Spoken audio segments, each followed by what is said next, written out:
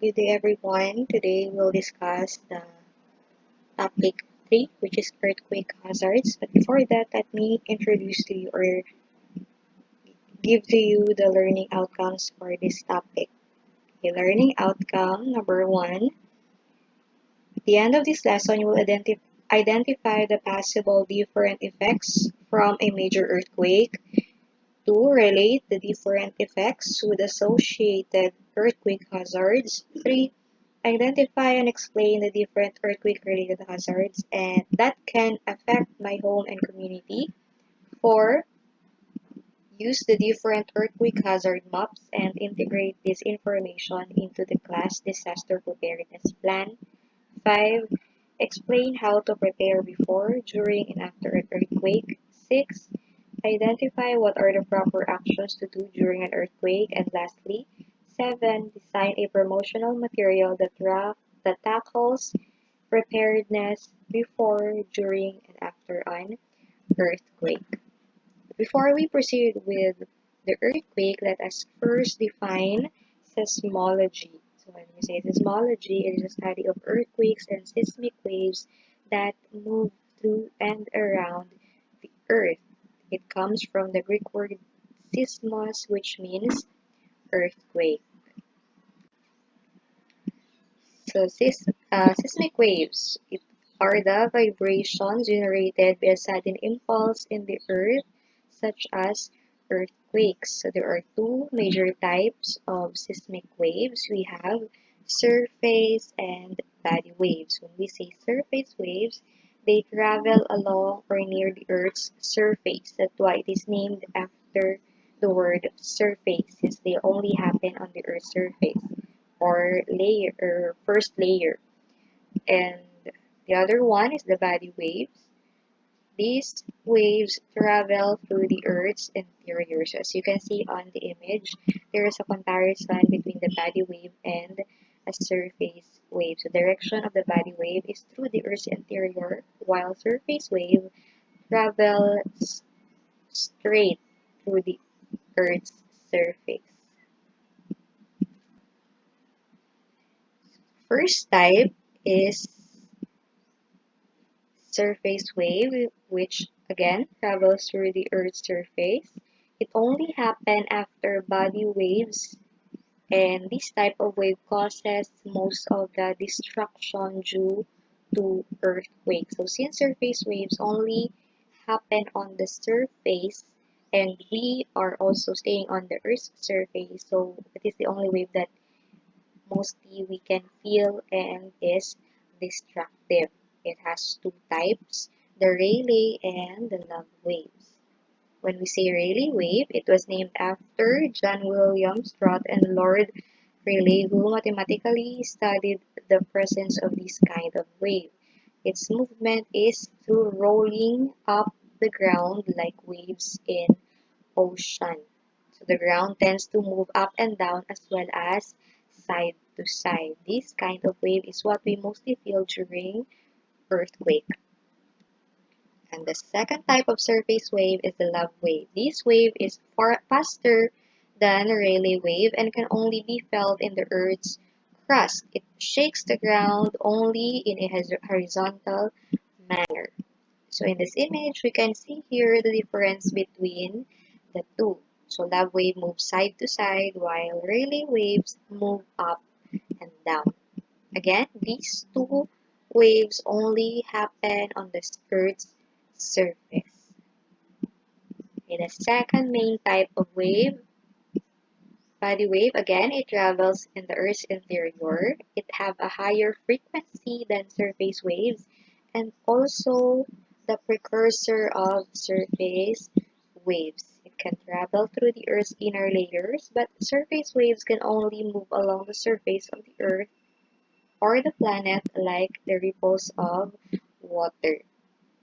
So it has two main types. We have the primary wave and the secondary wave. So let us see what is the difference between primary and secondary. So when we say primary waves, this is the fastest kind of seismic wave. They are also called compressional wave because of its pulling and pushing motion through rocks. As you can see here on the image below of the P wave, you can see the compression or the pulling and pushing motion. And it can pass through water and other states of matter. And so as a review on your topic in your junior high school, Earth's layers have a different phases. So it could pass on all layers of Earth. The second type of body wave is the S wave or the secondary waves. It is the next wave we feel after the first shaking of the ground. It moves slower than the P wave. So it is detected after P waves. It can only pass through solids and do not travel directly through or to the Earth's surface. So this is the movement of the S wave. So it is like moving like a wave or ripples. Okay. In the image, you can see the difference between surface and body waves. Surface wave, you can see here the arrow, waving arrows on the surface of the Earth, while on the body waves, you have there the blue and the red arrow. So as you can observe, red arrows represent the P waves or primary waves. So these red arrows could pass through all the layers. It could also pass through the Earth's core.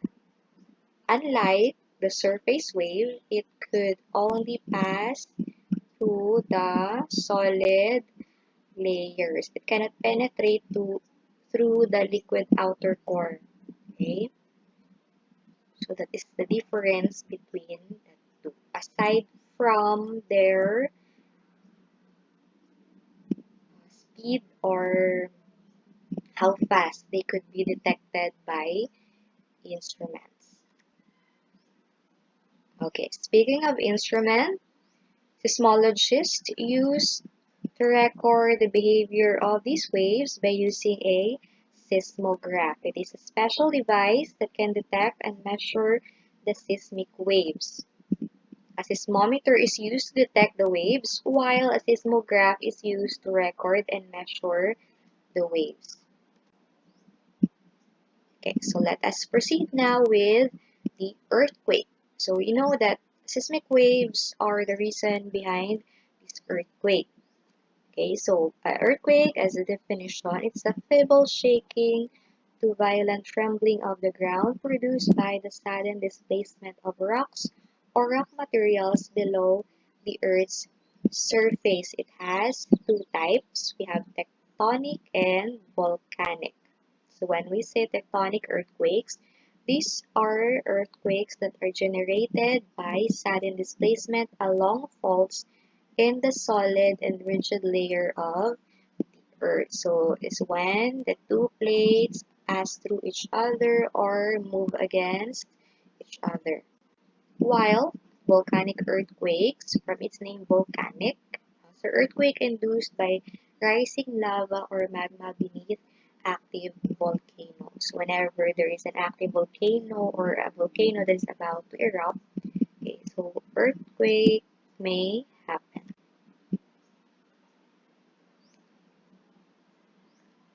Tectonic plates. Earthquakes occur because of the pressure release due to the movement of Earth's tectonic plates. In your Science 10, you have also discussed this. So these plates move slowly. Either they pass one another on the first image, and they can also bump into each other. So, and, you can see there on the third image, and they could also move away from each other. Okay, so meanwhile, the edges of the plates are called plate boundaries.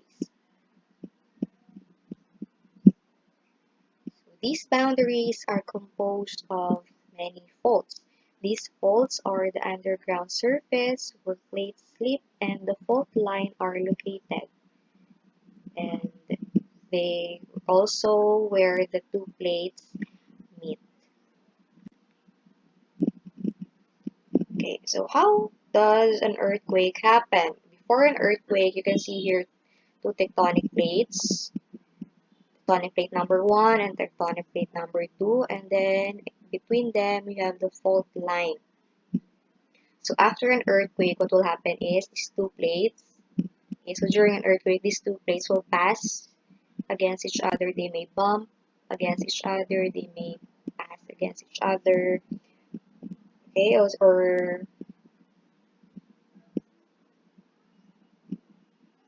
they will go away or move away from each other. Okay, so as a result of this movement, there will be shaking on the ground. So after an earthquake, tectonic plates slide over each other. So there will be deformation on the plates or changes in the position of the plates. As these plates move, then the result will be shaking or vibration of the ground. That is the earthquake that we are experiencing or that we will experience or have experienced.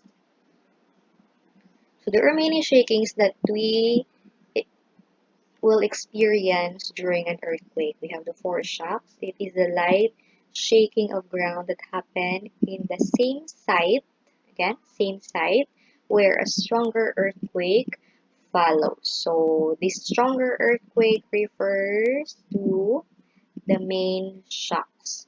After this stronger earthquake, then four shocks will happen. Again, all these three shakings or vibrations happen on the same site.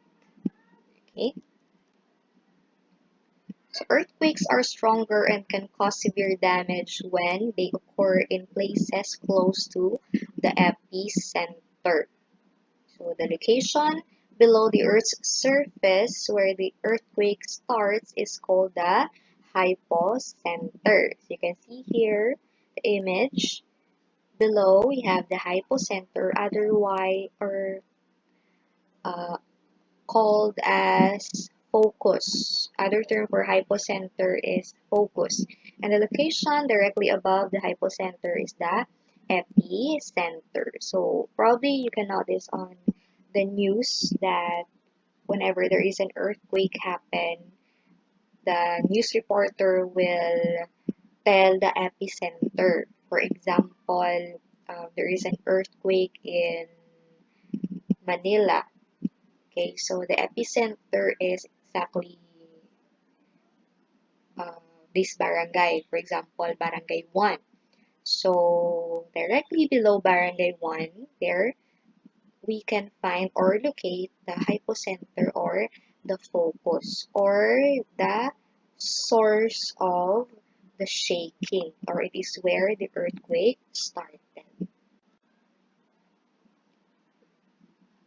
When we say focus, it these are the fractures or discontinuity created because of continuous movement of the Earth's rocks. So the surface or the surface of the Earth. So in the image, you can see there a fault, and this it has many parts. You have the fault plane, the plane where or this where movement occurs. We have the hanging wall above the fault plane and the footwall, which is below the fault plane. So we can identify the types of faults based on the location or the movement of the hanging wall and the footwall. Okay, so we have here the major types. As you can see, the location of the footwall and the hanging wall varies or tells what type of fault occurred. Okay, so for example, we have here a strike slip fault. Okay, so the hanging wall and the footwall just pass against each other, so they just slide horizontally. And then on the normal fold and the reverse fold, you can see here that they pass or they move upward or downward. In the reverse fault, you can see here that the footwall moved down and the hanging wall moves up. On the normal fault, you can see here that the footwall moved up and the hanging wall moved down. While on the oblique fault is a combination of the two. Okay, so the hanging wall or the footwall may go up or down and then sideward. Same with the other side. Okay, so earthquakes are classified either naturally or through human activities. But on this lesson, we will only focus on natural earthquakes or earthquakes that are classified or produced through natural reasons. Okay, so natural earthquakes, they are classified as tectonic, plutonic, or volcanic. First type, tectonic earthquakes, it's caused by abrupt movement of Earth along the fault. It is the most powerful earthquake that we experience fall in this category, and it is preceded by foreshocks and then followed by aftershocks. It is the most dangerous and powerful kind of earthquakes.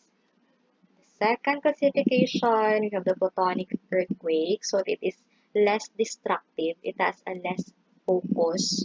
So because of the location of the focus or the hypocenter, it is less destructive and we cannot really feel it every time that it happens. And then the third classification, we have the volcanic earthquake. This earthquake happens because of volcanic eruption. The magnitude and the intensity depends on the power of volcanic eruption. The stronger the eruption, the greater the earthquake it may induce. Okay, so just refer to the strength of its eruption, and there you can conclude how strong the resulted earthquake, and it can still be considered less severe than that of tectonic earthquakes. There are ways to measure an earthquake. The first way is by describing its magnitude. When we say magnitude, it measures the energy released by an earthquake and is assessed through a seismograph. The figure shows a record of seismograph, and the stronger the shaking, the larger the waves. Magnitude is measured using Richter scale, which is named after Charles Richter, who developed it in 1935. In here, the table, you can see the magnitude from 0 to 8.0 or greater. So you can also see the effects of the earthquakes depending on its corresponding magnitude. For example, a community experienced a 6.1 magnitude. So probably the effect of this earthquake is it may cause a lot of damage in very populated areas.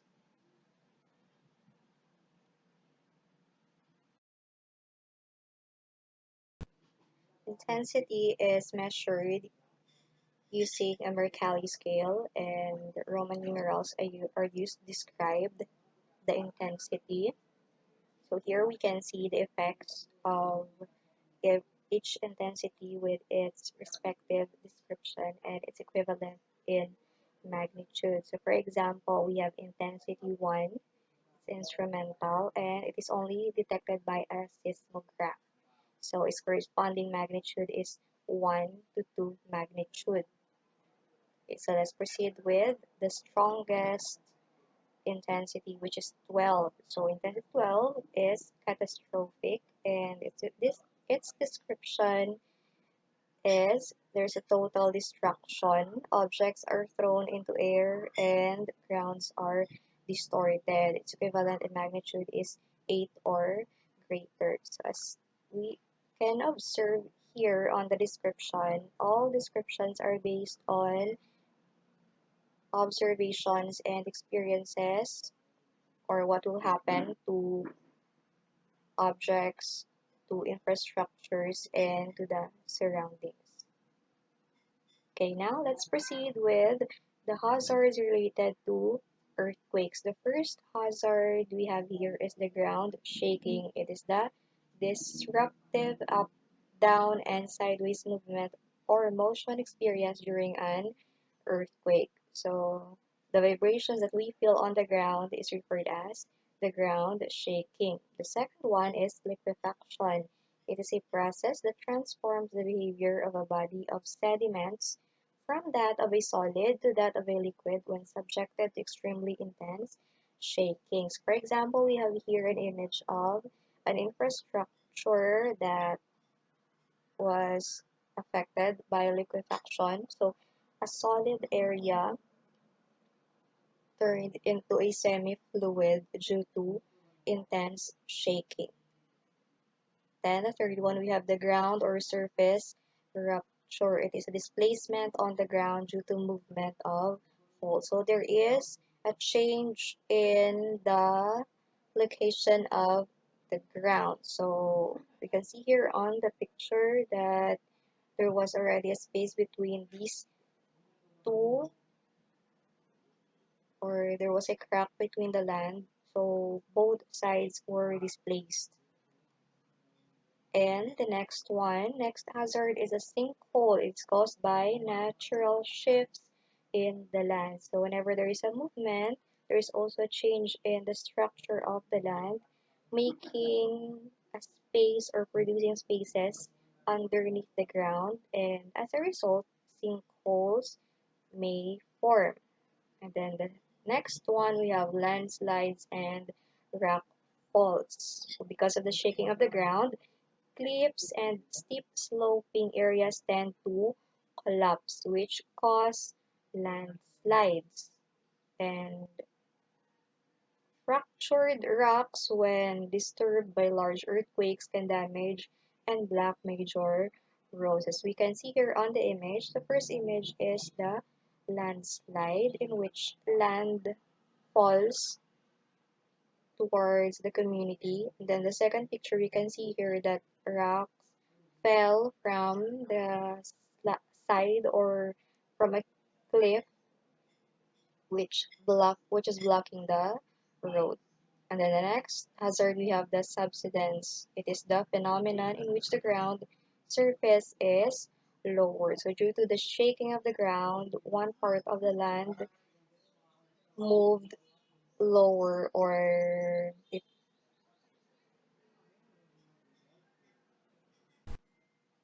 when one plate moved away from the other, which caused the side of the other plate to move downward or to form a lower surface appearance. The next one is the lateral spreading. It occurs when the sloping ground goes downhill, opening cracks on the ground. So these can be observed along hill crests and river banks. So due to the shaking, the land may be stretched, forming sections on the ground and creating lateral spreading. And the last one is fire. This often follows after an earthquake because of knocked down power lines and broken gas lines. These can be a major problem, especially when water lines are also affected. So let's proceed to the hazard maps. When we say hazard maps, these are maps that show different hazards that may affect a certain area. For earthquakes, we have a ground shaking hazard map, which shows the distribution of earthquake shaking levels that have a certain probability of occurring. Another hazard map is the ground ruptured map, which shows areas wherein faults cut occurs. And there are also maps for liquefaction, for earthquake-induced landslides, and also a hazard map for tsunami.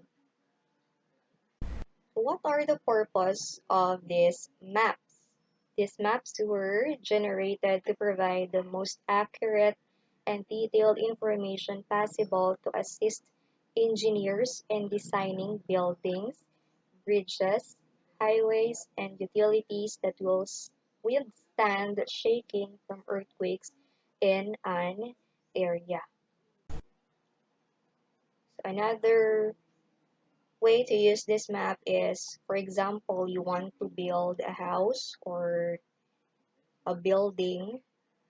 Okay, so this map will guide you on how you will build your infrastructure, what design or what building design will you follow in order to withstand the shaking of an earthquake.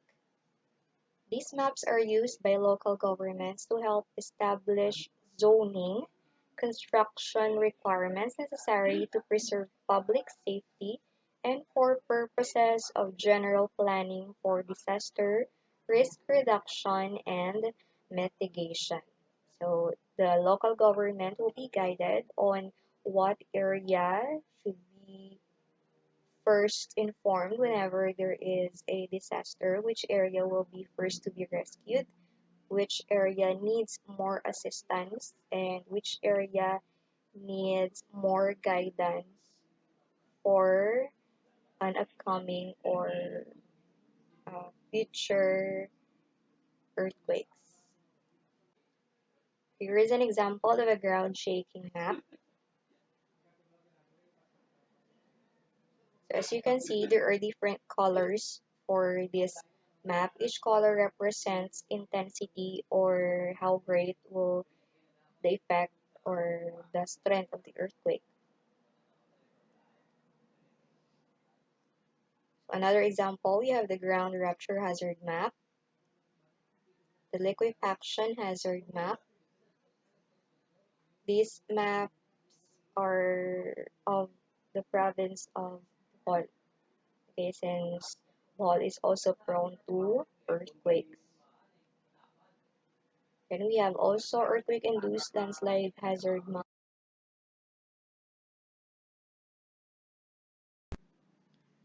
And lastly, the tsunami hazard map, which is example we have here the province of Isabela.